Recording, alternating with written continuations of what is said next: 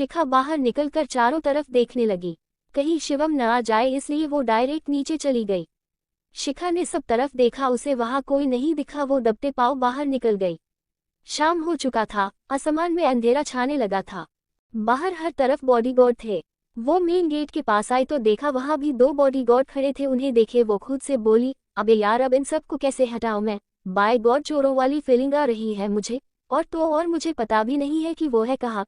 तभी उसे थोड़ी दूरी पर शिवशेखर दिखे। उन्होंने उसे आंखों से कुछ इशारा किया जिसे समझ शिखा ने ओके में अपना थम्स अप दिखाया। वो एक बॉडीगार्ड के पास जाकर बोली, एक्सक्यूज मी। उसने अपने जुबान पर इतना शहद घोलकर कहा कि उसके साथ साथ दूसरी तरफ खड़ा बॉडीगार्ड भी शिखा को देखने से खुद को रोक नहीं पाया। शिखा अपने बाल नजाकत से पीछे करते हुए बोली, आप प्लीज मेरा लॉकेट ढूंढ दोगे, यही कहीं गिर गया है। उसकी बातों में कुछ ऐसा जादू था कि दोनों बॉडीगार्ड को याद ही नहीं रहा कि शिखा तो यहाँ कार में बैठकर गुजरी थी, तो उसका लॉकेट वहाँ कैसे गिर सकता है भला। वही शिवशेखर उसे बिना किसी भाव के देख रहे थे। ये लड़की आपकी सोच से भी नेक्स्ट लेवल की है। आवाज सुन शिवशेखर ने अपने बगल में खड़े उस परछाई को देखा जो उस दिन कोर्ट के बाहर शिवम से मिला था, पर अभी उसकी उम्र लगभग 52-53 के आसपास लग रही थी। दिखने में वो भी बहुत हैंडसम लग रहा था। शिवशेखर उसे एक नजर देख फिर सामने शिखा को देखते हुए बोला, तुम यहाँ क्या कर रहे हो।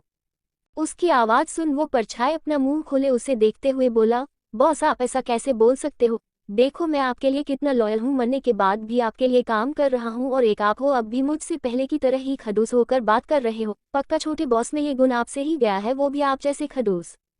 शिवशेखर ने उसे घूर कर देखा तो वो अपनी बात बदलते हुए बोला, मेरा मतलब मैं तो बस आपको ये बताने आया था कि छोटे बॉस ने बहुरानी की इन्फॉर्मेशन निकालने के लिए मेरे सुपुत्र से कहा था, पर मैंने उस पेपर से बहुरानी भूतों को देख सकती है ऐसी अफवाह है, ये बात मिटा दी थी। उसने खत पर प्राउड करते हुए कहा। शिवशेखर बोले, तुम जिंदा में ही ठीक थे, मरने के बाद बहुत बोलने लगे हो। लगता है मेरा डर तुम्हारे अंदर से खत्म होने लगा है। उन्होंने जैसे ही ये बात बोली वो परछाई यानी राजेश जल्दी से बोला, नहीं नहीं बॉस ऐसा बिल्कुल भी नहीं है, मैं तो बस। जाओ यहाँ से, शिवशेखर ने कहा तो राजेश पलक झपकते ही वहां से फुर हो गया। दोनों बॉडीगार्ड शिखा को देखते हुए बोले, ओके मैम हम ढूंढते हैं। दोनों इधर उधर लॉकेट ढूंढने लगे। जब शिखा ने देखा कि दोनों बॉडीगार्ड का ध्यान उस पर नहीं है तो वो जल्दी से गेट के आसपास के एरिया को अपनी आंखों से स्कैन करने लगी। गेट के दोनों पिलर के पास एक अशोक का पेड़ लगा था। शिखा बिना देरी किए एक पेड़ की जड़ को देखने लगी। जड़ के पास एक गमला रखा था जिसमें छोटे छोटे सॉफ्ट प्लांट लगे थे। उसने जल्दी से गमले को हटाकर उसके नीचे की मिट्टी अपने हाथ से हटाया। वहां जमीन के नीचे लाल कपड़े की एक छोटी सी गठरी दबी थी जिसे शिखा ने निकाल कर गेट की दूसरी तरफ फेंक दिया। उसने वहां की मिट्टी को ठीक कर वापस गलम को अपनी जगह पर रख दिया। वो फटाफट दूसरी तरफ गई, वहां पर भी दबी लाल गठरी को उठाकर दूसरी तरफ फेंक दिया और वापस गमले को अपनी जगह रख वाटरफॉल में हाथ धोने लगी।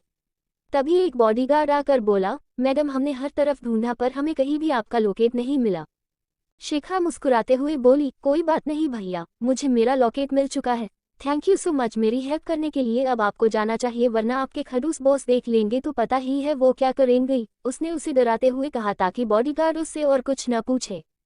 उसकी बात सुन वो बॉडीगार्ड जल्दी से गेट के पास अपनी जगह पर जाकर खड़ा हो गया। वो उसे इस तरह देख हंसते हुए पीछे पलटी तो उसकी हंसी तुरंत गायब हो गई। उसके ठीक पीछे शिवम की मां खड़ी थी जो शिखा को गौर से देख रही थी। उन्होंने जैसे ही कुछ बोलने के लिए अपना मुंह खोला पीछे से आवाज आई, तुम यहाँ क्या कर रही हो। शिवम उसे ढूंढते हुए बाहर चला आया था। उसने अपनी मां पर ध्यान नहीं दिया था पर जैसे ही उसकी नजर अपनी मां पर गई उसके भाव एकदम से बदल गए। वो बिना किसी भाव के शिखा का हाथ पकड़कर बोला, चलो अंदर मुझे बात करनी है तुमसे। वो उसे वहां से अंदर ले जाने लगा। शिखा ने पीछे मुड़कर एक बार उसकी मां को देखा जिसने अपना सिर नीचे झुका लिया था। उसने फिर वहां देखा जहां शिवशेखर थोड़ी देर पहले खड़े थे पर अब वो वहां कहीं भी दिखाई नहीं दे रहे थे। दोनों के अंदर जाते ही वहां का मौसम बदलने लगा। तेज हवाएं चलने लगी जिसमें धूल ही धूल था। शिवम की मां ने आसमान में आए चांद को देखकर कहा, और कब तक मुझे मेरे बेटे से दूर रहना पड़ेगा। कब उसकी जुबान से मैं फिर से मां सुनूंगी। उनकी आंखों में आंसुओं ने जगह बना ली जिस वजह से उन्हें कुछ ठीक से दिखाई नहीं पड़ने लगा। उन्होंने नम आंखों से सामने देखा तो उन्हें गेट से शिवशेखर आते हुए देखे, जिसे देख उनकी आंखें हैरानी से बड़ी हो गई और चेहरे पर एक सुकून भरी मुस्कान आ गई। शिव, उन्होंने कहा, पर तभी उनकी आंखों में धूल चला गया जिसके कारण उनकी आंखें अपने आप बंद हो गई। उन्होंने जल्दी से अपनी आंखें साफ कर फिर से खोली तो उसे वहां कोई नहीं दिखा। वो फीकी मुस्कुराहट लिए बोली, अब तो खुली आंखों से आप दिखने लगे हो शिव। इसी के साथ उनके आंखों से एक कतरा आंसू गिर पड़ा। वो अपने आंसू साफ करते हुए अंदर चली गई। अनके जाते ही वहां शिवशेखर आकर खड़े हो गए। उनके चेहरे पर कोई भाव नहीं था, पर उनकी काली आंखें लाल हो चुकी थी जो नम थी। 15 साल बाद तुम्हें देख रहा हूँ, अब भी चेहरे पर तुम्हारी वही नूर है मेरी वसु, पर आंखों में ये आंसू जिसकी वजह मैं हूँ, अब उस वजह को मिटाने का समय आ चुका है। जिन्होंने मुझे मेरे अपनों से दूर किया है, अब उन्हें उनके किए की सजा मैं खुद दूंगा। उनकी आवाज में गुस्सा आ चुका था जो किसी की बर्बादी लाने वाला था। रूम में आते ही शिवम ने शिखा का हाथ छोड़ दिया और जाकर सोफे पर बैठ फिर से अपना काम करने लगा। शिखा को उसका बिहेवियर थोड़ा अजीब लगा, पर उसने उससे अभी कुछ नहीं कहा और जाकर बेड पर बैठकर अपना मोबाइल यूज करने लगी। थोड़ी देर बाद दोनों का खाना उनके रूम आया। शिखा जल्दी से वॉशरूम से हाथ धोकर आई। वो शिवम के बगल में बैठकर बोली, चलो भी काम बाद में कर लेना, अभी खाना खा लो, सुबह से कुछ नहीं खाया है। अपनी बात बोल शिखा एक प्लेट में खाना निकालने लगी। उसकी बात सुन शिवम के चेहरे पर न दिखने वाली स्माइल आ गई। वो अपनी खुशी उससे छिपाते हुए बोला, तुम्हें पता है कि मैंने सुबह से कुछ नहीं खाया है, इसका मतलब तुम मुझे नोटिस कर रही थी। उसने अपना लैपटॉप साइड में रख दिया और शिखा के हाथ से प्लेट लेने को हाथ आगे बढ़ाया की। शिखा अपना प्लेट पीछे करते हुए बोली, तुम मेरा खाना क्यों ले रहे हो, अपना परोस लो ना। शिवम उसे प्यार से देखते हुए बोला, तुमने ये खाना मेरे लिए ही परोसा है ना, अभी तुमने ही तो कहा मुझे खाना खाने को। चलो छोड़ो भी दो, मुझे भी बहुत भूख लगी है। चल बे साले, दिन में सपने देख रहा है क्या तू? मैंने सिर्फ खाने को बोला था, मेरा ही खाना खा लो, ऐसा तो नहीं बोला। सुबह से जाकर अब नसीब हो रहा है खाना और उसे भी मुझसे छीनने आ गए तुम बेवकूफ इंसान। शिखा ने मुंह बनाकर अपनी बात कही और सोफे पर ही आलथी पालथी करके बैठ गई। उसने शिवम को पूरी तरह इग्नोर किया और अपना खाना खाने लगी। शिवम बेचारा अपना मुंह खोले उसे देखता रह गया। उसके हाथ अब भी हवा में ही रह गए थे। उसके कानों में शिखा की पहली लाइन गूंज रही थी, चल बे साले, दिन में सपने देख रहा है तू। शिखा खाते हुए बोली, अपना मुंह बंद करो, वैसे तो मक्खी भी तुमसे डर कर भाग जाएगी, तुम्हारे मुंह में घुसने से अच्छा है वो बाहर ही कहीं आत्महत्या कर ले। शिवम जल्दी से अपना मुंह बंद कर अपने हाथ को नीचे कर बोला, वो तुम ये किस लैंग्वेज में बात कर रही हो मुझसे? हॉस्पिटल में कम से कम थोड़ी ही सही पर इज्जत से ही बोला करती थी, तो अब क्या हो गया है तुम्हें? शिखा उसे घूरते हुए बोली, हॉस्पिटल में तुम मेरे पेशेंट थे और अब तुम्हारा पति हूँ, शिवम ने झट से कहा। शिखा उसे अपने खतरनाक नजरों से देखते हुए बोली, पति हो तुम मेरे? ऐसा पति कौन होता है जिसे अपनी पत्नी का ख्याल ही नहीं है? एक बार खाना खिलाकर दिन भर के लिए छोड़ दिया है उसे। एक बार पूछना भी जरूरी नहीं समझा कि भूख लगी है कि नहीं, तुम्हें कुछ खाना है क्या तुम्हें? शिखा छोटे बच्चे की तरह उससे शिकायत करते हुए बोली। शिवम को अभी वो बहुत प्यारी लग रही थी। उसे इस बात की सबसे ज्यादा खुशी थी कि उसने उसे अपना पति कहा, पर उसकी खुशियों पर ब्रेक लगाते हुए शिखा बोली, वैसे तुम सिर्फ 6 महीने के लिए मेरे पति हो, वो भी सिर्फ कहने के लिए, सच में खुद को मेरा पति वती मत समझने लगना तुम। शिवम का मुंह बन गया उसकी बात सुनकर, पर फिर भी वो खुद को नॉर्मल दिखाते हुए बोला, हाँ मुझे कोई शौक भी नहीं है तुम्हारा पति बनने का, बहुत सारी लड़कियां हैं जो मेरे पीछे पागल है। हाँ बेचारी पागल है इसलिए तो वो सब तुम्हारे पीछे है, शिखा ने खाते हुए उसका मजाक उड़ाते हुए कहा। शिवम के पास अब शब्द नहीं थे उससे बहस करने के लिए। वो हार कर चुपचाप अपना खाना प्लेट में लेकर खाने लगा। थोड़ी देर में वो फिर से बोला, वैसे तुम्हें मुझसे थोड़ी इज्जत से बात करनी होगी, किसी को हमारी सच्चाई मालूम नहीं चलनी चाहिए। ओके, पर सिर्फ लोगों के सामने अब तुम मुझे पैसे दे रहे हो तो मैं इतनी कोशिश तो कर ही सकती हूँ ना तुम्हारे लिए, शिखा ने कहा। शिवम ने उससे कुछ नहीं कहा, वो होले से मुस्कुराया और अपना डिनर करने लगा। शिखा प्लेट टेबल पर रख हाथ धोने वॉशरूम गई। तभी उसके मोबाइल रिंग करने लगी। शिवम ने टाइम देखा तो रात के 9 बजने को थे।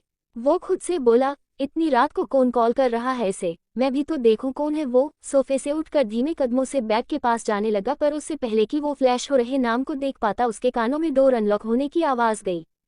आवाज सुन उसके कदम वही अपने जगह पर जम गए। उसने सिर घुमाकर देखा कि शिखा वॉशरूम से बाहर आ रही है। जैसे ही उसकी नज़र शिखा पर पड़ी उसके दिमाग में शिखा का वायलेंस रूप आया। शिखा ने डोर क्लोज कर पीछे पलटी तो देखा शिवम सोफे पर आराम से बैठा उसे देख अपनी बत्ती सी चमका रहा है। शिखा ने उसे इग्नोर किया और अपने मोबाइल को देखने लगी। मोबाइल देखते ही उसके चेहरे पर मुस्कान आ गई। वो कॉल रिसीव करते हुए बालकनी में चली गई। उसके जाते ही शिवम सोफे पर पसर कर अपने सीने पर हाथ रख लंबी लंबी सांसें लेने लगा। पकड़ा जाता तो पता नहीं ये गुंडी क्या ही करती मेरे साथ। अचानक उसके दिमाग में आया कि अभी अभी शिखा मुस्कुराते हुए कॉल रिसीव करते हुए बालकनी में चली गई है। वो बालकनी के डोर पर लगे पर्दे को घूरते हुए बोला, ऐसा कौन है जिसे देखकर ये इंसानी राक्षसनी मुस्कुराते हुए बाहर चली गई। अबे यार, मेरी लैंग्वेज को क्या हो रहा है। नहीं, मैं ऐसे वर्ड नहीं बोल सकता। उसने हमें सिर हिलाया और एक लंबी सांस ली, पर दूसरे ही पल वो बोला, पर ये मेरे सामने बात करती तो क्या मैं इसकी बात सुन लेता। ऐसी कौन सी पर्सनल बात करनी होती है इससे। कहीं ये सुबह वाला मोस्ट इम्पोर्टेंट पसंद तो नहीं, कहीं इसका कोई बॉयफ्रेंड तो नहीं है। उसने अनुमान लगाते हुए कहा। पता लगाना होगा, रोहन को बोलता हूँ जल्द से जल्द इस बारे में सारी डिटेल्स निकाल कर दे मुझे। वो झट से उठकर वॉशरूम में चला गया। एक छोटे से घर के बाहर शिवशेखर खड़े थे। उस घर के अंदर से कुछ आवाजें आ रही थी। तभी वहां राजेश आया और बोला, बॉस, घर में सिर्फ वो और उसकी एक सुंदर गर्लफ्रेंड के अलावा और कोई नहीं है। शिवशेखर चांद को देखते हुए बोले, हर इंसान को अपने किए की सजा इसी जन्म में मिलती है, पर हर बार भगवान के ऊपर छोड़ने पर वो भी हमें छोड़ दिया करते हैं। वो भी उन्हीं की मदद करते हैं जो खुद की मदद किया करते हैं। राजेश को उनकी बातें समझ आ रही थी। उसके चेहरे पर गुस्सा आ चुका था, पर शिवशेखर का चेहरा बिल्कुल शांत था। उनके दिमाग की बात कोई नहीं जान सकता था। थोड़ी देर बाद उस घर से एक औरत निकली, उसके साथ ही एक आदमी भी निकला जिसकी उम्र 40-45 के आसपास लग रही थी। दोनों एक दूसरे से गले मिले। फिर वो औरत उस आदमी को बाय बोल अपने कार में बैठकर चली गई। उसके जाने के बाद वो आदमी वापस घर के अंदर चला गया। शिवशेखर और राजेश दोनों अपनी जगह से गायब हो गए। वो दोनों घर के अंदर उस आदमी के पास गए तो राजेश उस आदमी को शराब पीते देख बोला, पी ले, जब तक जिंदा है तभी तक पी सकता है, मरने के बाद कहाँ पीने को नसीब होता है। उसने बुझे मन से कहा। शिवशेखर ने किचन में रखा गैस सिलेंडर को देखा तो उसमें से एलपीजी गैस धीरे धीरे लीक होने लगा। राजेश का पूरा ध्यान शराब के बोतल पर था। वो अपनी ललचाई नजरों से उसे देख रहा था। नशे में होने की वजह से उस आदमी को गैस की स्मेल नहीं आ रही थी। जब उस आदमी ने अपनी सिगरेट जलाने के लिए अपनी लाइटर जलाई तो उसकी लाइटर जल नहीं रही थी। वो गुस्से से लाइटर को नीचे फेंक कर बोला, साली जल क्यों नहीं रही, अब माचिस से ही जलानी पड़ेगी। कहाँ रख दिया था मैंने। वो किचन में जाकर माचिस ढूंढने लगा। उसे स्लेव पर ही माचिस का डिब्बा दिखा। उसने अपने होठों में दबाई सिगरेट को जलाने के लिए। जैसे ही माचिस जलाई वैसे ही उसका घर ब्लास्ट हो गया। उस आदमी के चितरे उड़ चुके थे। राजेश ने अपनी आंखें बंद कर ली थी, पर शिवशेखर ने एक पल के लिए भी अपनी पलकें नहीं झपकाई थी। शिखा कॉल कटकर रूम में आई तो देखा शिवम किसी से कॉल पर बात कर रहा है। शिवम ने उसे देख जल्दी से कॉल कट कर दिया। वो सोफे पर बैठकर बोला, फिर से मोस्ट इम्पोर्टेंट पसंद का कॉल था क्या। शिखा सोफे पर लेटकर बोली, हाँ, क्यों, तुम्हें बात करनी थी क्या। शिवम सोफे से उठ उसके पास आते हुए बोला, नहीं, मैं क्यों बात करूं तुम्हारे मोस्ट इम्पोर्टेंट पसंद से। तुम्हारा मोस्ट इम्पोर्टेंट पसंद है, तुम ही करो। उसने मोस्ट इम्पोर्टेंट पसंद पर जोर देकर कहा। यहाँ आने की जरूरत नहीं है, जाकर सोफे पर सो जाओ, मैं यहाँ अकेली सोऊंगी। शिखा ने कहा तो शिवम झट से बोला, क्यों तुम अकेले सोऊंगी, किंग साइज बेड है, हम दोनों आराम से सो सकते हैं, और अगर तुम्हें प्रॉब्लम है तो तुम जाओ सोफे पर सोने, में तो यही सोऊंगा। वो जाकर बेड के दूसरे तरफ ब्लैंकेट से खुद को पूरी तरह कवर करके सो गया। शिखा ने उसे घूरकर देखा और लेट गई। उसने ब्लैंकेट को जोर से खींचा तो शिवम के ऊपर से पूरा ब्लैंकेट हट गया। शिवम उसके ऐसा करने से उठकर बैठ गया। उसके दिमाग में कुछ आइडिया आया और वो फिर से लेटकर ब्लैंकेट को जोर से अपने तरफ खींचा तो इस बार शिखा के ऊपर से ब्लैंकेट पूरा हट गया। शिखा उसे घूरते हुए बोली, तुम्हारे पास दूसरा ब्लैंकेट नहीं है क्या, जाकर अपने लिए दूसरा ले आओ। शिवम अच्छे से ब्लैंकेट ओढ़कर बोला, नहीं, मेरे पास दूसरा नहीं है और ये मेरा फेवरेट है, मैं इसे ही ओढ़कर सोता हूँ। तुम्हें प्रॉब्लम है तो तुम बिना ब्लैंकेट के ही सो जाओ। शिखा का अब दिमाग गर्म होने लगा था। वो गुस्से में उबलते हुए बोली, दो, मैंने कहा वरना पछताओगे। शिवम ब्लैंकेट के अंदर से ही बोला, ये धमकियां किसी और को देना, मैं नहीं डरता तुमसे। तुम अपनी नीली आंखों से शिवम भत्रा को डरा नहीं सकती हो, समझी। उसने जैसे ही अपनी बात खत्म की उसके अगले ही पल एक धम्मम की आवाज के साथ वो नीचे फर्श पर गिर पड़ा। शिखा ने उसे अपने दोनों हाथों से धक्का देकर नीचे गिरा दिया था। मुझसे बहस मत किया करो, समझे तुम, शिखा ने गुस्से से कहा और उसकी तरफ पीट करके लेट गई। शिवम को भी अब गुस्सा आने लगा था। उसे अपने बेक पर दर्द होने लगा था। उसने ब्लैंकेट को नीचे फेंका और गुस्से से बेड पर बैठकर उससे बोला, तुम्हारी हिम्मत कैसे हुई मुझे शिवम भत्रा को धक्का देने की। शिखा अचानक से उठकर उसके करीब आकर बोली, हिम्मत कैसे हुई, ऐसे हुई। उसके फिर से उसे धक्का दे दिया जिससे वो एक बार फिर से नीचे गिर पड़ा। शिखा अब उसे नीचे गिरा देख हंसने लगी। शिवम को गुस्सा तो बहुत आ रहा था, पर उसने उससे कुछ नहीं कहा और जाकर बेड पर एक बार फिर से लेट गया। उसके कुछ न बोलने पर शिखा को लगा कि कहीं उसके धक्का देने से उसे जोर से लग तो नहीं गई है। वो शिवम के कंधे पर टैप करते हुए बोली, क्या हुआ, कुछ कहा नहीं तुमने, चोट लग गई क्या तुम्हें। शिवम ने उसे कोई जवाब नहीं दिया, वो वैसे ही उसकी तरफ पीठ किए लेटा रहा। शिखा ने कभी किसी को मनाया नहीं था, इसलिए उसे ये सब कुछ मालूम नहीं था। वो भी ब्लैंकेट ओढ़कर लेट गई। शिवम ने जब ब्लैंकेट के साथ दूसरी तरफ करवट बदली तो शिखा के ऊपर से ब्लैंकेट थोड़ा हट गया। उसे लगा जैसे शिवम ने ये जानबूझकर किया है, इसलिए उसने जोर से ब्लैंकेट खींचा। देखते ही देखते एक बार फिर से दोनों के बीच ब्लैंकेट फाइट स्टार्ट हो गई। ऐसे ही खींचातानी में जब शिवम ने जोर से ब्लैंकेट खींचा तो शिखा खुद को संभाल नहीं पाए और एकदम से उसके करीब आ गई। शिवम का दिल जोरों से धड़कने लगा। उसकी नजरें उसके लाल होठों पर ठहर गई। कब उसका एक हाथ अपने आप उसके होठों को छूने के लिए आगे बढ़ गए उसे मालूम ही नहीं हुआ। शिवम के हाथ बस उसके लिप्स को छूने को ही थे कि उससे पहले शिखा ने उसे जोर से धक्का दिया और अपनी खतरनाक आंखों से घूरकर दूसरी तरफ मुंह कर लिया। शिवम उसके धकेलने से थोड़ा पीछे हो गया। उसे होश आया कि वो अभी अभी क्या करने जा रहा था। उसने दूसरी तरफ पीट कर लेट गया और अपनी आंखें बंद कर ली। अगली सुबह शिखा नहा रही बाहर आई, तभी शिवम भी जिम से आया। शिखा ने उसे पूरी तरह इग्नोर कर चेंज करने चली गई। शिवम भी वॉशरूम चला गया। थोड़ी देर बाद जब वो नहाकर बाहर आया तो देखा शिखा बेड पर बैठी उसे ही घूर रही थी। उसने जीन्स टॉप पहन रखा था। बालों का पोनीटेल किए बिना किसी मेकअप के वो हमेशा की तरह सिंपल थी। शिवम अपने बाल टॉवल से सुखाते हुए बोला, तुम यही पहनकर नीचे जाओगी क्या? शिखा उसे टॉट मारते हुए बोली, हाँ और नहीं तो क्या, किसी ने कहा था कि बस एक दिन उसके दिए हुए कपड़े पहन लूं, फिर मैं अपनी मर्जी के कपड़े पहन सकती हूँ। शिवम उसकी बात सुन बोला, मुझे ताना देने की जरूरत नहीं है और बड़ी माँ ने जो कपड़े भेजवाए हैं उसे पहन लो, चाहो तो इसे पहनने के लिए और पैसे ले सकती हो। उसकी बात सुन शिखा के एक्सप्रेशन सख्त हो गए। वो खड़े होकर बोली, तुम्हें नहीं लगता है कि तुम कुछ ज्यादा बोल रहे हो? अमीर हो तो क्या पैसों से कुछ भी करवा लोगे? शिवम उसके बढ़ते गुस्से को देख आराम से बोला, देखो तुम गलत समझ रही हो, मेरा वो मतलब नहीं था। पर वह कुछ नहीं, तुम्हें पहले ही सारी बातें बतानी थी ना। साड़ी में मैं बहुत अनकंफर्टेबल फील करती हूँ, इसलिए मैं तो बिल्कुल भी नहीं पहनने वाली हूँ, शिखा साफ साफ मना करते हुए बोली। शिवम को समझ नहीं आ रहा था कि वो अब उसे कैसे कन्वेंस करे। तभी उसके डोर पर नॉक हुआ। शिवम ने एक नज़र शिखा को देखा, फिर जाकर डोर ओपन किया। डोर पर मीरा अपनी प्यारी सी स्माइल लिए खड़ी थी। वो एक्साइटेड होकर बोली, भाई क्या मैं अंदर आ सकती हूँ? मुझे अपने हाथों से भाभी को तैयार करना है। मैं अपने साथ सारा सामान भी लाई हूँ। उसने अपने हाथ में पकड़े एक छोटे से बैग को दिखाते हुए कहा। शिवम उसकी बात सुन खुश हो गया। आखिर उसे अपनी प्रॉब्लम का सॉल्यूशन जो मिल गया था। उसने एक नज़र डोर के उस पार खड़ी शिखा को देखा, जो उसे ही देख उसे मना करने के इशारे कर रही थी। उसने उसे देख एक डेविल स्माइल दी और मीरा से नॉर्मल होकर बोला, हाँ मीरा अंदर आ जाओ, इनफैक्ट मैं तो तुम्हें बुलाने ही वाला था। तुम्हारी भाभी को साड़ी पहनने में थोड़ी प्रॉब्लम होती है तो तुम उसे अच्छे से रेडी कर देना, ओके? मीरा अंदर आकर शिखा को देखते हुए बोली, टेंशन मत लो भाई, मैं भाभी को बहुत अच्छे से रेडी करूंगी। शिखा ने उसे देख उसे एक स्माइल पास की और शिवम को खा जाने वाली नजरों से देखने लगी। शिवम मुस्कुराते हुए बोला, मीरा तुम इसे रेडी करो, मैं स्टडी रूम में हूँ, ओके? वो शिखा को देख उसे चिढ़ाते हुए स्टडी रूम में चला गया। शिखा का मन उसका सिर फोड़ने को कर रहा था, पर अफसोस वो ऐसा कुछ कर नहीं सकती थी। मीरा शिखा के पास आकर बोली, भाभी आप तो ऐसे ही बहुत खूबसूरत हो, आपको मेकअप की कोई जरूरत ही नहीं है। शिखा ने उसकी बात सुन मुस्कुरा दी। मीरा उसे रेडी करने लगी। करीब आधे घंटे के बाद शिवम डोर के पास खड़ा होकर बोला, तुम रेडी हुई कि नहीं? कितना टाइम लगा रही हो रेडी होने में? शिखा ने देखा तो पाया शिवम दूसरी तरफ मुंह किए खड़ा था। वो बोली, हो गई हूँ मैं रेडी, ये सिंदूर की डिब्बी नहीं खुल रही है तो मैं क्या करूँ? शिवम ने जब पलट कर देखा तो उसे देखता रह गया। शिखा ने रेड कलर की साड़ी पहनी थी जिसमें छोटे मोती लगे हुए थे। उसने भर भर हाथ चूड़ी, गले में मंगलसूत्र पहन रखा था। शिखा उसे आवाज देते हुए बोली, अब इसे खोल भी दो, एक तो ये साड़ी है कि पत्थर, मुझे समझ नहीं आ रहा है, इतनी भारी साड़ी कौन पहनता था?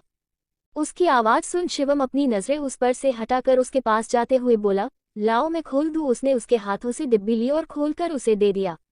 शिवम मीरा को वहां न देखकर बोला, मीरा चली गई क्या?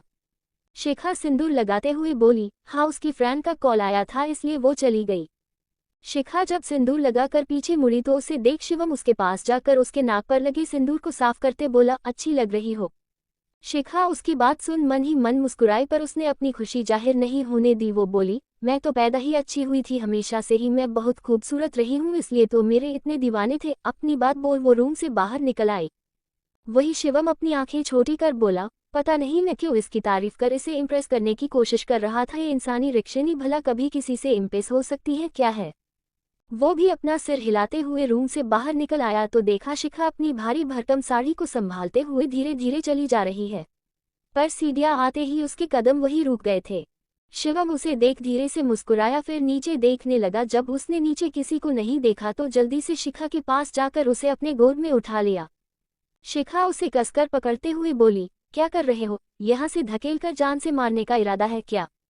उसकी बात सुन शिवम का मुंह बन गया। कहा वो सुबह से उसे इम्प्रेस करने की कोशिश कर रहा था और कहा हर बार शिखा उसे अच्छे से सुना देती। शिवम ने उससे कुछ नहीं कहा। वो उसे लेकर नीचे आया और उसे सही से खड़ा कर सोफे की तरफ जाने लगा। तभी उसकी बड़ी माँ आकर शिखा से बोली, बड़ी बहू आज तुम्हारी पहली रसोई है, इसलिए आज का नाश्ता तुम बनाओगी। शिवम ने जैसे ही उनकी बात सुनी उसके कदम अपनी जगह पर ही जम गए। शिवम पीछे मुड़कर अपनी बड़ी माँ को एक नज़र देख फिर शिखा को देखने लगा जो बिना किसी भाव के उसे ही घूर रही थी। उसके चेहरे से साफ झलक रहा था कि उसे खाना बनाना बिल्कुल नहीं आता है। बड़ी माँ किचन की तरफ इशारा करते हुए बोली, वो किचन है, जाओ और 1 घंटे में जो भी तुम बना सकती हो 15 लोगों के लिए बना लाओ। उनकी बात सुन पीछे खड़ी मीरा बोली, माँ भाभी अकेले 15 लोगों का खाना कैसे बना पाएगी, मैं इनकी हेल्प कर दूँ। बड़ी माँ बोली, नहीं, ये हमारा रिवाज है, पहली रसोई में बहू अकेली खाना बनाती हैं। तुम चलो मेरे साथ, हमें और भी तैयारियां करनी है। आज दोपहर को बहू की मुंह दिखाई है, बहुत सी औरतें हमारी बहू को देखने आने वाली है, इसलिए तुम खाना बनाकर रेडी हो जाना। अपनी बात बोल बड़ी माँ शिखा को देखने लगी। शिखा उन्हें खुद को देखता पाकर बोली, जी। वो शिवम को घूरकर किचन में चली गई। उसके जाने के बाद बड़ी माँ शिवम से बोली, बेटा तुम आज घर पर ही रुक जाओ, कल से ऑफिस चले जाना। शिवम उनकी बात मानते हुए बोला, जी बड़ी माँ, जैसा आप बोले। बड़ी माँ मीरा के साथ अपने रूम में चली गई। उनके जाते ही शिवम जल्दी से किचन में भागा। वहां जाकर उसने देखा कि शिखा अपना हाथ बांधे दरवाजे की तरफ ही देख रही है। शिवम उसके ऐसे देखने से अपनी थूक निगलते हुए बोला, तुम गुस्सा मत हो, मैं अभी कुछ करता हूँ। मुझे पता है तुम खाना नहीं बना सकती हो, तुम्हें कुकिंग नहीं आती है, तुम्हारे चेहरे से मालूम होता है। शिखा उसकी बात सुन उसके हाथ में कोबी पकड़ा कर बोली, अच्छा है कि तुम्हें पता है कि मुझे खाना बनाना नहीं आता, पर लगता है तुम खाना जरूर बना सकते हो, तो चलो जल्दी से खाना बना लो। शिवम कोबी वापस उसे देते हुए जल्दी से बोला, नहीं मुझे भी नहीं आता है खाना बनाने पर गया तेल लेने, मेरे दिमाग का दही मत करो तुम। और शिखा बोल ही रही थी कि शिवम उसके मुंह को बंद कर उसे चुप कराते हुए बोला, शाहा चुप हो जाओ, इतना जोर से क्यों बोल रही हो, कोई सुन लेगा तो। तभी दोनों के कानों में किसी की खांसने की आवाज आई। दोनों ने एक दूसरे को देखा जैसे पूछ रहे हो, तुमने खांसा क्या? एक बार फिर से जब दोनों के कानों में खांसने की आवाज गई तब दोनों ने सिर घुमाकर उस तरफ देखा तो पाया एक 50 साल की मेड अपना सिर झुकाए खड़ी थी। शिवम उन्हें देख जल्दी से शिखा से दूर हो गया। वो मेड पानी लेकर वापस चली गई। उसके जाते ही शिवम बोला, देखो तुम घबराओ मत। मैं क्यों घबराओगी, तुम्हारे घर वाले डायनासोर थोड़े हैं कि मुझे उनसे डर लगेगा, वैसे तुम क्यों घबरा रहे हो? जाओ और जाकर सबको बता दो कि तुम्हारी 6 महीने की बीवी को सिर्फ हड्डियां तोड़ने और जोड़ने के अलावा और कुछ नहीं आता है। शिवम उसकी बात सुनकर बोला, मैं मेरे घर वालों को परेशान नहीं करना चाहता हूँ, अगर किसी को हमारी शादी का सच पता चल गया तो सब मुझसे नाराज होने के साथ परेशान भी हो जाएंगे। शिखा ने शिवम के पीछे देखा फिर बोली, अच्छा ठीक है अब तुम जाओ, मैं करती हूँ, कुछ तो कुछ बना ही लूंगी मैं। शिवम नाइफ उठाकर उसे स्टाइल से घुमाते हुए बोला, मैं करता हूँ न हेल्प।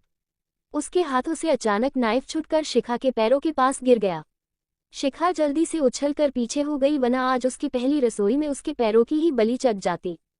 वो उसे घूरते हुए बोली, तुम हेल्प कर रहे हो या मुझे ही निपटाने के फिराक में हो? तुम्हारे लक्षण ठीक नहीं दिख रहे मुझे, निकलो बाहर, जल्दी से दफा हो यहाँ से। वो उसे धकेलते हुए किचन के बाहर निकाल आई।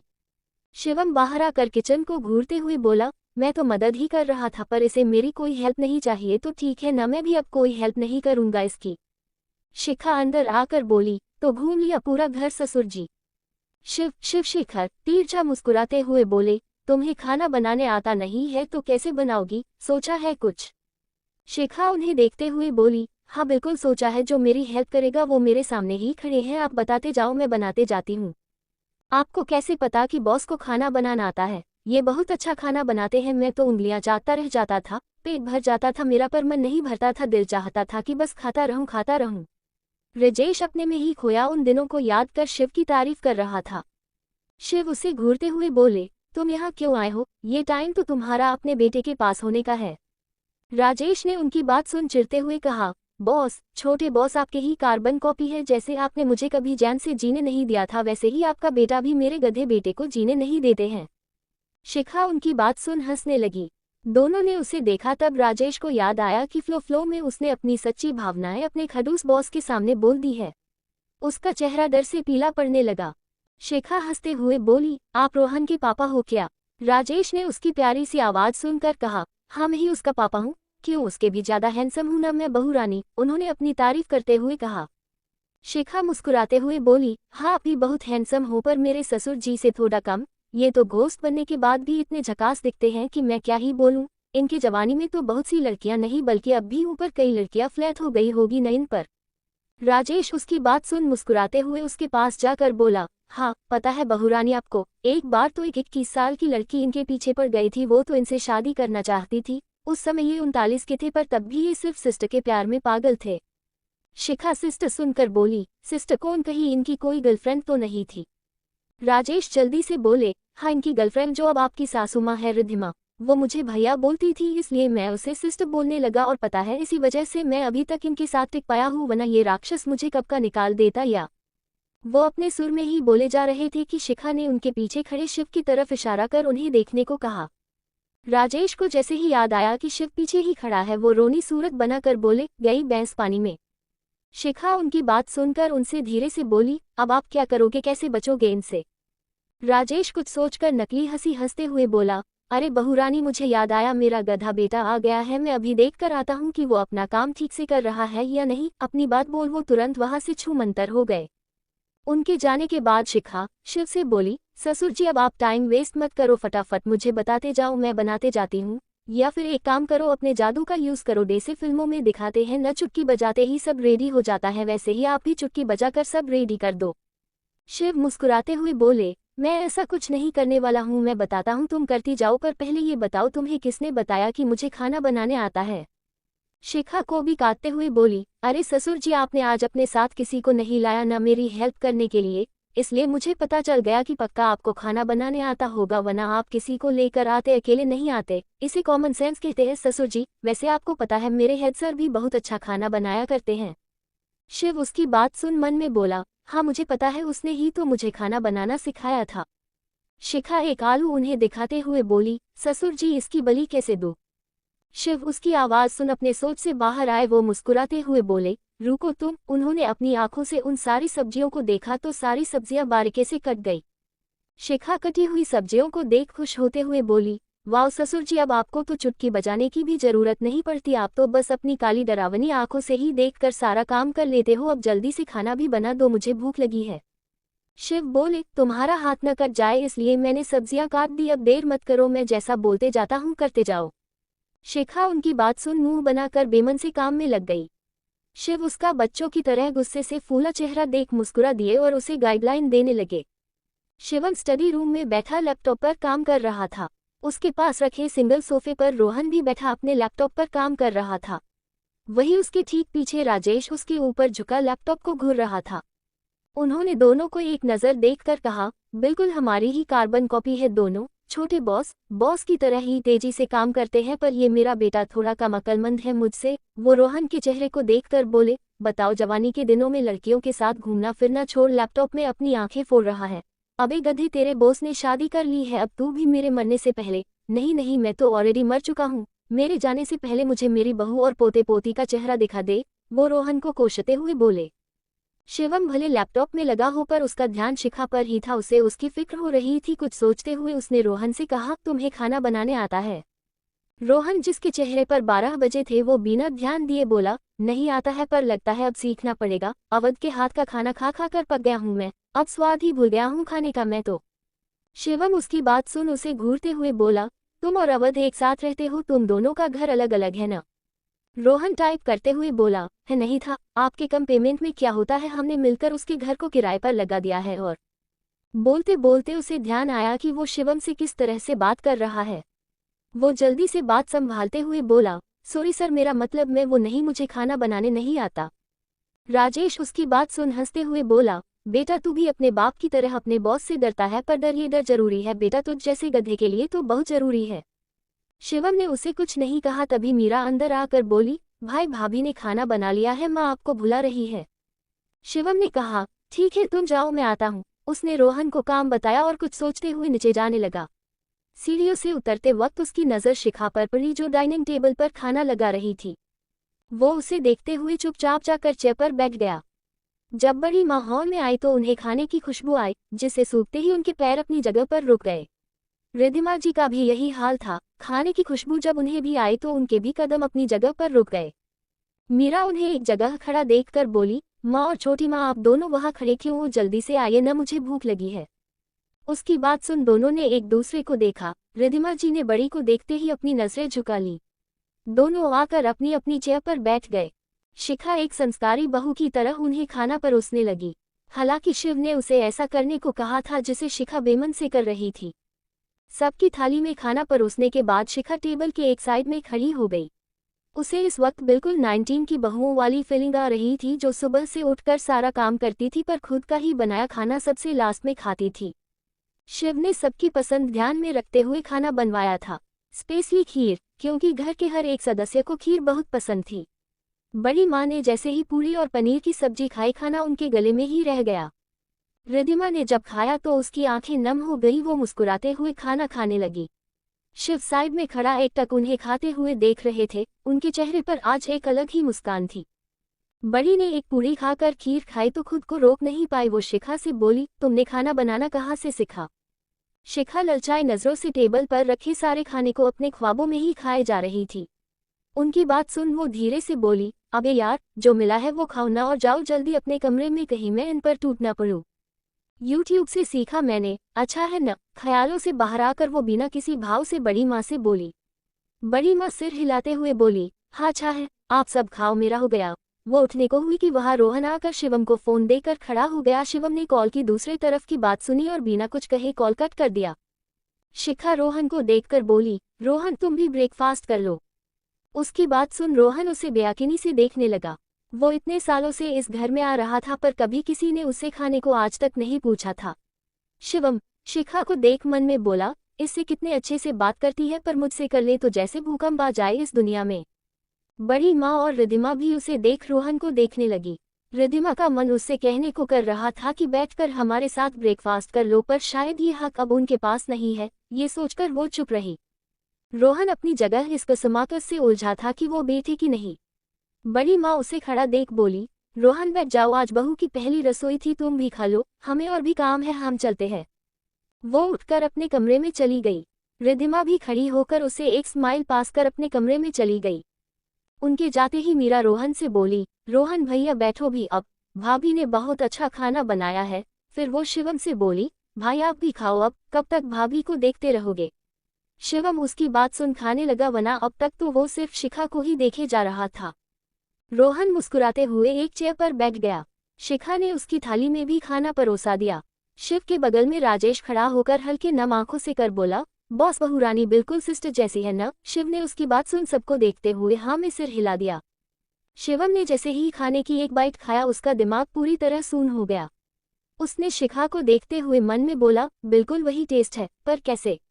वो खड़ा होकर जाने को हुआ कि शिखा उसका हाथ पकड़कर बोली, कहाँ जा रहे हो, इतनी मुश्किल से मैंने बनाया है, चुपचाप पूरा खा कर जाओ, उसने उसे धमकाते हुए कहा। मीरा और रोहन का ध्यान उन पर नहीं था, वो दोनों अपना खाना एंजॉय कर रहे थे। शिवम ने एक नज़र उसे देखा, फिर वापस से चेयर पर बैठकर खाने लगा। शिखा उसकी बगल वाली चेयर पर बैठकर उसे खाते हुए देखने लगी। शिवम ने उसे देखा जो मुंह खोले खाने को देख रही थी। उसने कहा, तुम भी खा लो, ऐसे देखने की जरूरत नहीं है। उसका कहना था कि शिखा ने जल्दी से एक प्लेट में अपने लिए खाना निकाला और उस पर टूट पड़ी। उसे इस तरह खाते देख शिवम के चेहरे पर हल्की स्माइल आ गई। शिखा खाते हुए शिवम से धीरे से बोली, तुम्हें पता है मैंने टीवी में देखा है पहली रसोई में बहुओं को गिफ्ट दिए जाते हैं, पर यहाँ तो किसी ने मेरी तारीफ भी नहीं की, मतलब हद है नहीं सब। उसने बोलते हुए शिवम को देखा जो उसे ही घूर रहा था। वो नकली हंसी हंसते हुए बोली, यही तुम ऐसे क्या देख रहे हो, तुमने तो तारीफ भी नहीं की, मैंने इतना सारा खाना अकेले बनाया, अब तुम भी सीख लो, मैं नेक्स्ट टाइम से नहीं बनाने वाली हूँ। उसने बात बदलते हुए कहा और फिर से अपना खाना खाने लगी। शिवम ने उसे कुछ नहीं कहा, उसे चुप देख शिखा उसे खीर की कटोरी देते हुए बोली, इसे खाओ, कसम से क्या झक्कास बनाया है मैंने, दिल खुश हो जाएगा खाकर। शिवम उसे मना करते हुए बोला, मैं खीर नहीं खाता। शिखा उसे अजीब नजरों से देखते हुए बोली, क्यों जवानी में डायबिटीज हो गया है तुम्हें जो तुम खीर नहीं खा सकते? एक बार खाकर तो देखो यार। उसने अपने हाथों से एक चम्मच खीर उठाकर जबरदस्ती उसके मुंह में डाल दिया। शिवम उसे मना करता रह गया पर शिखा कहाँ किसी की बात सुनने वाली थी। शिवम अपने मुंह में भरे खीर को खाया तो उसके आंखों के सामने कुछ यादें घूम गई। उसने जैसे ही उसे गले से उतार कर कुछ कहने को हुआ कि शिखा इस बार 2 चम्मच खीर फिर से उसके मुंह में भर दिया। न जाने क्यों वो उसे रेसिस्ट नहीं कर पाया और शांत होकर उसके हाथों से खीर खाने लगा। वही मीरा उसे चुपचाप खीर खाता देखकर बोली, वाह भाभी आप तो जीनियस हो, आपको नहीं पता पर भाई कभी खीर नहीं खाया करते हैं, इन्हें किसी का भी बनाया खीर पसंद ही नहीं आता है। रोहन खाते हुए बोला, किसी और में और मैडम में फर्क है क्यों, है न सर? रोहन ने कहा तो शिवम ने उसे घूर कर देखा। रोहन चुप हो फिर से अपना खाना खाने लगा। बेचारे को कितने दिनों के बाद तो ढंग का खाना मिल रहा था, वो गलती कर इस खाने को खोना नहीं चाहता था। शिखा उसकी बात सुन होले से मुस्कुरा दी। उसने शिवम के हाथों में चम्मच पकड़ा कर बोली, पूरा खत्म करके ही उठना वरना। उसने अपनी आंखों से उसे फिर से धमकी दी और अपना खाना खाने लगी। शिवम भी खीर खाने लगा। देखते ही देखते उसने 4 कटोरी खीर खा ली। शिव खरा उसे खाते देख मुस्कुराते हुए राजेश के साथ गायब हो गए। खाने के बाद सब अपने अपने कमरे में चले गए। शिखा भी अपने कमरे में जाने को हुई कि रिद्धिमा ने उसे आवाज देकर अपने कमरे में बुला लिया। बड़ी माँ अपने कमरे में एक बड़े सी तस्वीर के सामने खड़ी थी। जहां भी हो आप दोनों लौटकर मत आना, जरूरत नहीं है अब किसी को तुम दोनों की। उनके पीछे ही शिव खड़े उन्हें बिना किसी भाव के देख रहे थे। उनके पास राजेश आकर बोला, बॉस वो आ रहा है। राजेश की बात सुनते ही शिव की आंखों में गुस्सा उतर आया। उसकी काली आंखें पूरी तरह लाल हो गई। राजेश उन्हें शांत कराते हुए बोला, बॉस हमें चलना चाहिए। उसकी बात सुन शिव ने एक नज़र बड़ी माँ को देखा, फिर वहां से राजेश के साथ गायब हो गए। दूसरी तरफ उत्तराखंड में हेड सर सिर टिकाए चेयर पर बैठे थे। उनके सामने आरुष बैठा था। वो उनकी बंद आंखें देख उन्हें झेलते हुए बोला, क्या हुआ अंकल, किसकी यादों में खोए हो? हेड सर उसकी बात सुन आंखें खोल उसे घूरने लगे। आरुष मन में बोला, अबे आरुष क्या कर रहा है तू, अभी तो शिखू भी नहीं है इनसे बचाने को, अपनी जुबान पर कंट्रोल कर वरना ये तो तुम्हें कच्चा चबा जाएगी। वो बात बदलते हुए बोला, मेरा मतलब अंकल वो। हेड सर बोले, घर जाओ तुम, हमें कोई इंप्रूवमेंट दिखेगी तो मैं कॉल कर दूंगा तुम्हें। आरुष सिर हिलाते हुए जाने लगा पर डोर खोलकर वो पीछे मुड़कर बोला, वैसे अंकल उस चैनल पर नई उस टाइप वाली वीडियो आ गई है आप देख।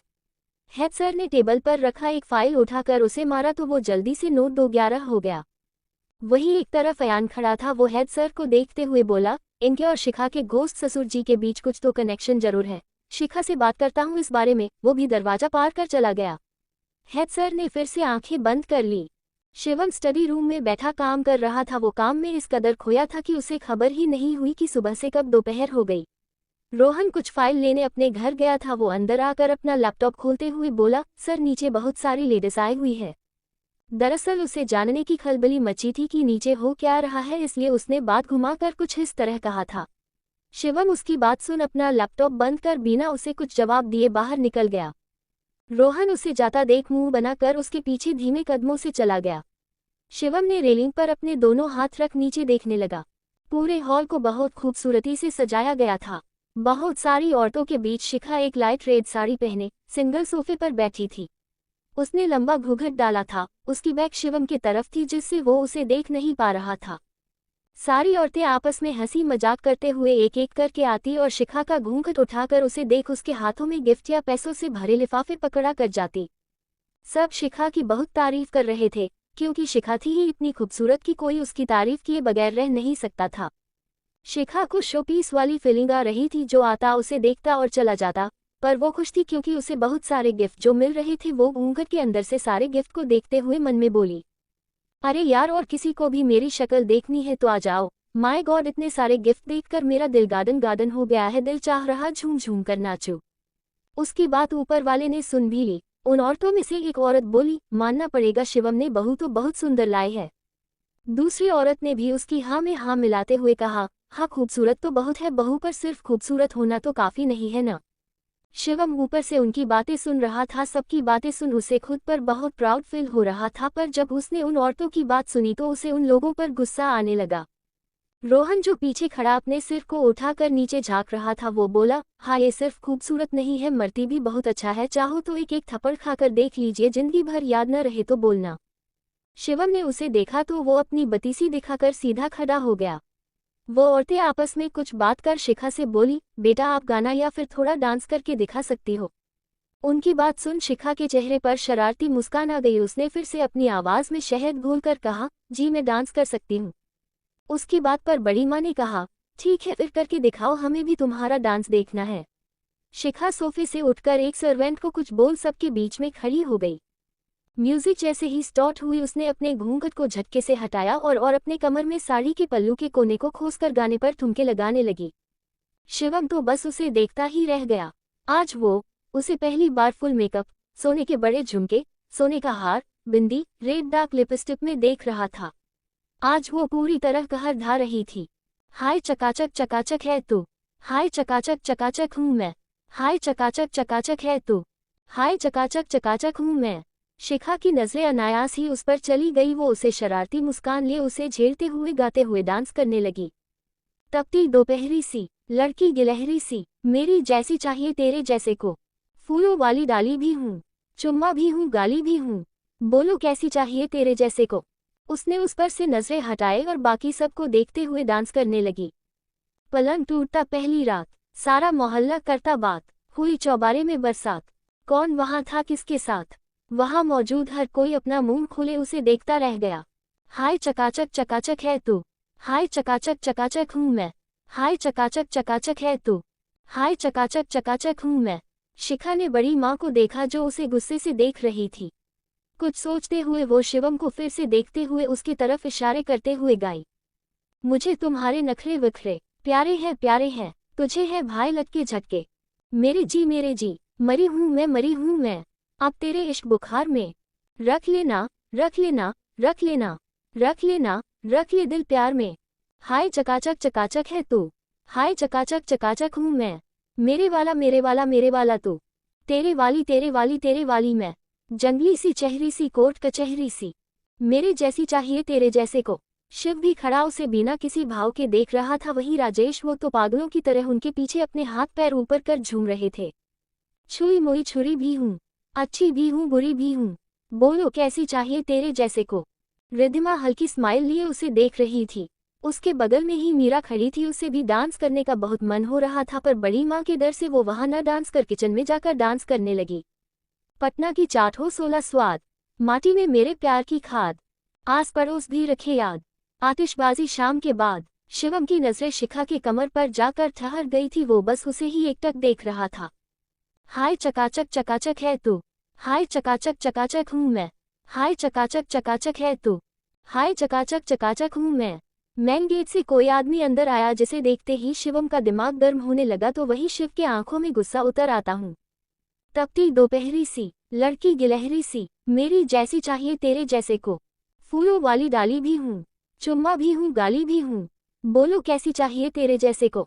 शिखा की पीठ मेन गेट के तरफ थी इसलिए वो उसे देख नहीं पा रही थी पर वो आदमी शिखा को वही खड़े होकर एकटक घूर रहा था। पलंग टूटता पहली रात, सारा मोहल्ला करता बात, हुई चौबारे में बरसात, कौन वहां था किसके साथ। अयान भी अब तक वहां आ चुका था। उसने शिखा को डांस करते देखा। वो मुस्कुराते हुए शिव के पास जाने को हुआ कि उसकी नजरें किचन में हो रहे डांस पर थम गई।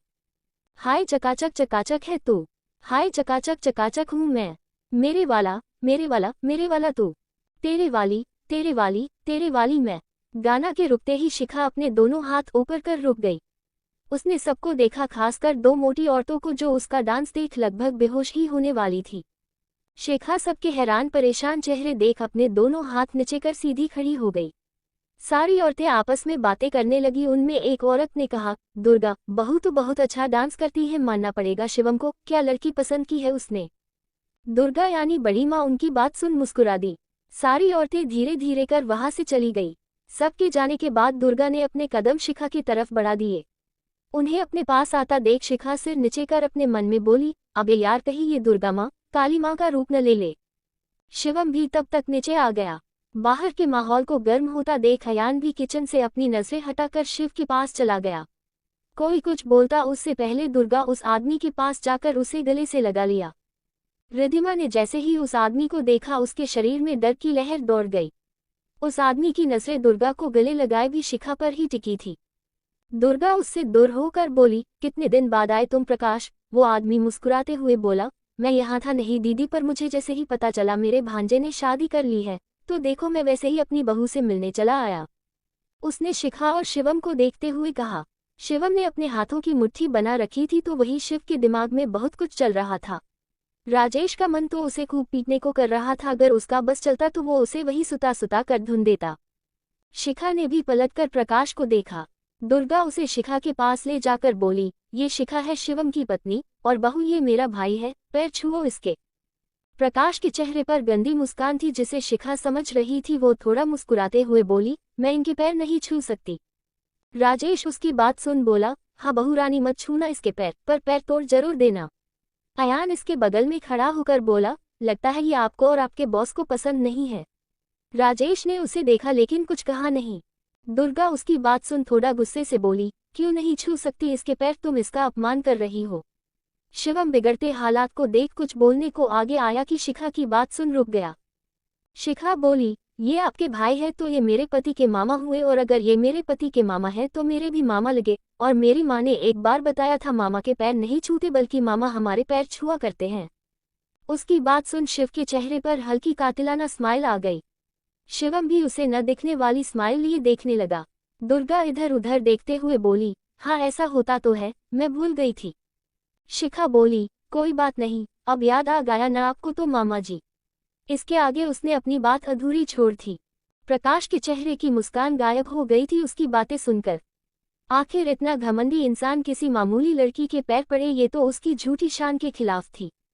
दुर्गा प्रकाश को देखने लगी, उन्हें समझ नहीं आ रहा था वो इस पर क्या बोले।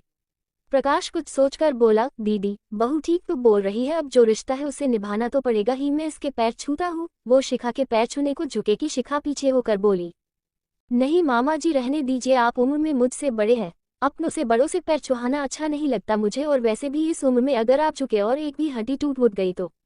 उसने उसका मजाक बनाते हुए कहा। प्रकाश लगभग उसके पैर छूने ही वाला था, उसने झुके हुए ही अपने हाथ को कसकर मुट्ठी बना ली।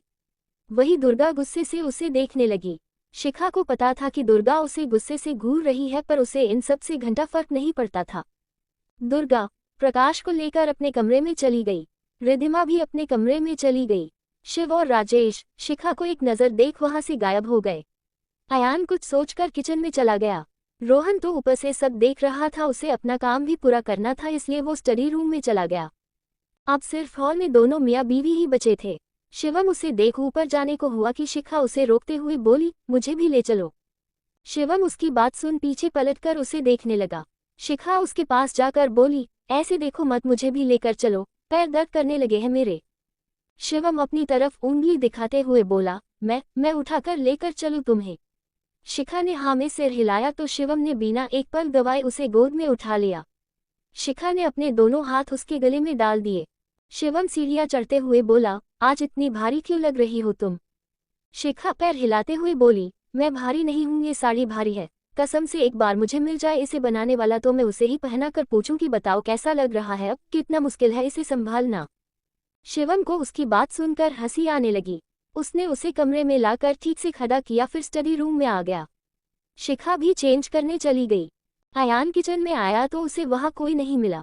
उसने खुद से कहा, कौन थी वो लड़की, चेहरा भी नहीं देख पाया मैं उसका। उसे उस लड़की का उछल उछल कर डांस करना और उसके कान के पास एक तिल का होना याद आया। उस लड़की को याद करते हुए उसके चेहरे पर स्माइल आ गई। रात का वक्त, शिखा टी शर्ट ओलोआ पहने बेड पर सारे गिफ्ट खोलकर देख रही थी। शिवम जब से अंदर आया था उसे यही करते देख रहा था। वो अपना लैपटॉप टेबल पर रख सोफे से बेड पर आकर बोला, कल देख लेना इसे, अब सो जाओ। शिखा उसकी बात पर उसे देख ड्रॉ से एक डब्बा निकाल कर उसे दिखाते हुए बोली, ये देखो तुम्हारी माँ ने दिए हैं मुझे, अच्छे हैं न? शिवम ने उसके हाथ में पकड़े कंगन देखे तो वो गुस्से से लाल हो गया। उसने उससे कंगन छीन उसे डब्बे में डालते हुए बोला, किससे पूछकर तुमने उस औरत से ये लिए? जाओ और जाकर अभी इसे लौटा कर आओ। शिखा ने पहले कभी उसे इस तरह से नहीं देखा था। वो उसके हाथ से डब्बे को लेकर आराम से बोली, वो औरत तुम्हारी माँ है और अगर तुम्हें ये पसंद नहीं तो खुद जाकर लौटा आओ, मैं जाने से पहले लौटा दूंगी, पर अभी बिल्कुल नहीं लौटाने वाली हूँ। शिवम ने उसे गुस्से से देखा और सारे गिफ्ट जोर जोर से बेड से नीचे रखने लगा। शिखा उसका हाथ पकड़ उसे रोकते हुए बोली, क्या कर रहे हो तुम? अगर एक भी सामान टूट गया न तो देख लेना, उसने धमकाते हुए कहा। शिवम उसका हाथ झटककर फिर से गिफ्ट्स को नीचे रखते हुए बोला, मैं तुम्हारे लिए दूसरे गिफ्ट ला दूंगा। शिखा ने उसके हाथ से गिफ्ट के पैकेट को छीन कर नीचे रखा और उसे बैग पर धक्का देकर बोली, चूतिया दिखती हूँ मैं तुम्हें, जो तुम्हारी बातों में आ जाओ। मुझे तुम पर बिल्कुल भरोसा नहीं है, कहते कुछ हो और करते कुछ हो, और ये सारे गिफ्ट मेरी मेहनत के हैं।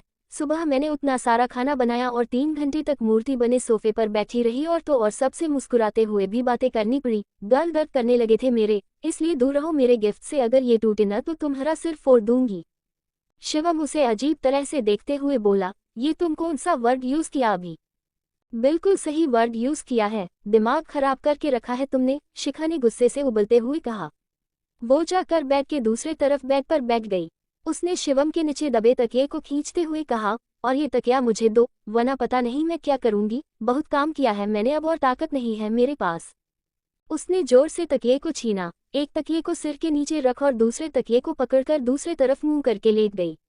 शिवम समझने की कोशिश करने लगा कि इसमें इतना गुस्सा करने वाली क्या बात थी भला। वो पीछे से उसे देखते हुए कुछ बोलने को हुआ कि शिखा को बालकनी में लगे पर्दे के पीछे कोई दिखा। वो उठकर पैर पटकते हुए बालकनी में चली गई। शिवम की बात उसके मुंह में ही रह गई। शिखा बालकनी में चली आई तो उसे वहां अयान मिला। उसे देख उसके चेहरे पर हल्की स्माइल आ गई। अयान भी उसे देख खुश था। शिखा ने उसे रुकने का इशारा किया और कमरे में चली आई। शिवम, जो अचानक से उसके बालकनी में चले जाने की वजह से अपनी सोच में गुम, उसे देखने के लिए जस्ट बेड से उठने ही वाला था कि शिखा को आते देख वो झट से बेड पर वापस आंखें बंद कर लेट गया। शिखा आई और टेबल पर रखा अपना मोबाइल लेने लगी। शिवम अपना एक आंख खोल उसे देखा, फिर दोनों आंखें खोलकर बोला, किससे बात करने जा रही हो? मोस्ट इम्पोर्टेंट पर्सन से क्या? शिखा ने उसे एक नज़र देखा पर उसकी बातों को पूरी तरह से इग्नोर कर वो फिर से बालकनी में चली गई। अब तो शिवम पूरी तरह उससे चिढ़ गया। वो गुस्से में बेड से उठकर दनदनाते हुए बालकनी में जाने को हुआ कि शिखा अंदर आकर बोली, मेरी बातें सुनने की कोशिश भी मत करना, समझे बेवकूफ इंसान। शिवम के पैर उसे देखकर ही अपने जगह पर ही जड़ गए थे। वो इधर उधर देखते हुए बोला, मैं तो स्टडी रूम जा रहा था, मुझे तुम्हारी बातें सुनने का कोई शौक नहीं है। शिखा ने उसे घूर कर देखा तो वो रूम से बाहर निकल गया। शिखा सिर हिलाते हुए अयान के पास आ गई। अयान ने उनकी बातें सुन ली थी, इनफैक्ट उसी ने उसे बताया था कि शिवम बालकनी में आ रहा है।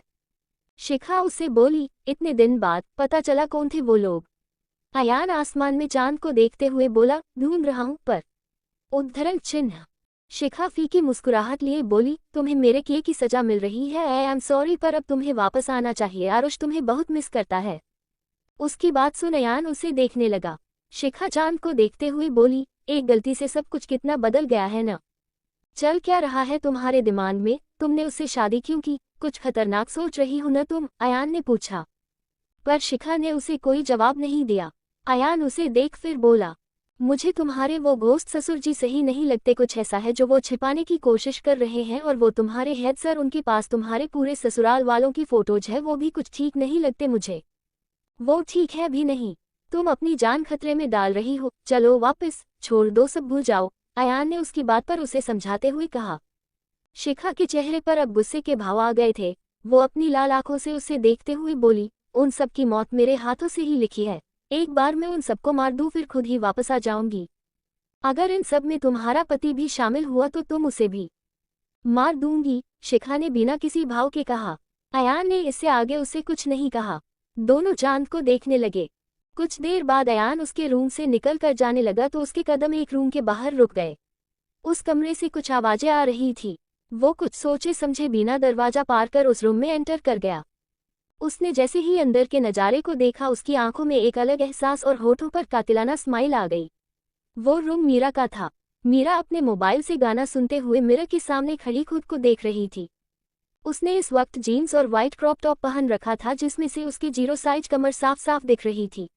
अयान की नज़र उसके कान के पास उसके तिल पर गई। वो समझ गया कि जिसे उसने आज किचन में डांस करते देखा था वो मीरा ही थी। मीरा खुद को मिरर में देखकर बोली, क्या फ़ायदा मेरे इतने अच्छे दिखने का, कोई लड़का मुझे आंख उठाकर देखता ही नहीं। क्या मैं अच्छी नहीं लगती? अयान पीछे खड़ा उसकी सारी बातें सुन रहा था। इस बात से अनजान मीरा मिरर में खुद को देखते हुए अपने कपड़े बदलने लगी। अयान एकटक बिना पल के झपकाए अपने हाथ पॉकेट में डाले उससे देखने लगा। मीरा ने चेंज कर सारे कपड़े कबर्ड में रखे और आकर बेड पर सो गई। अयान सोफे पर बैठकर उसे देखते हुए कुछ सोचने लगा। शिवम स्टडी रूम में 10 चक्कर लगाकर वापस रूम में जाने लगा तो उसने रिद्धिमा की कमरे की लाइट ऑन देखी। वो खिड़की के पास खड़ा होकर अंदर देखने लगा। रिद्धिमा एक बड़े तस्वीर के सामने खड़ी थी जिसमें शिव, वो और शिवम था। रिद्धिमा अपने आंसू पोंछते पलटी तो उसे शिवम दिखा। शिवम ने उन्हें देखा और अपनी नजरें उन पर से फेर कर अपने रूम में आ गया। उसके चेहरा सख्त हो गया था। उसने पुरानी बातों को याद करते हुए शिखा को देखा जो तब तक सो चुकी थी। वो भी उसके बगल में लेटकर उसे अपनी बाहों में भरकर सो गया।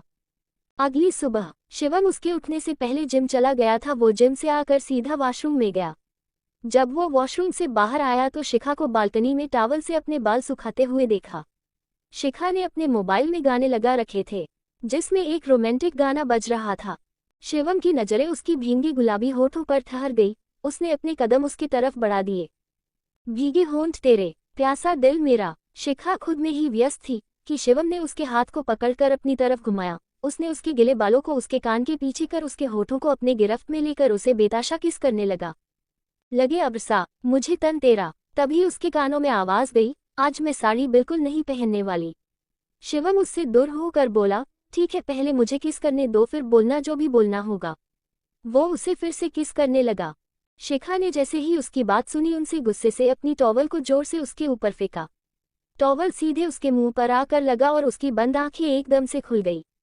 जम के बरसा दे मुझ पर घटाएं, तू ही मेरी प्यास, तू ही मेरा जाम। उसने अपने सामने खड़ी शिखा को देखा जो उसे बुरी तरह से घूरते हुए मिरर के पास जा रही थी। शिवम को होश आया कि वो दिन में ही सपने देखने लगा था। शिखा ने अपना मोबाइल उठाया और गाने को बंद कर दिया। तभी शिवम उसे देखते हुए आगे गाया, कभी मेरे साथ कोई रात गुजार, तुझे सुबह तक मैं करूं प्यार। वो ओहो। शिखा उसका गाना सुन हैरान हो गई। वो आंखें बड़ी कर उसे देखने लगी। वही शिवम शरारती मुस्कान लिए उसके पास जाने लगा।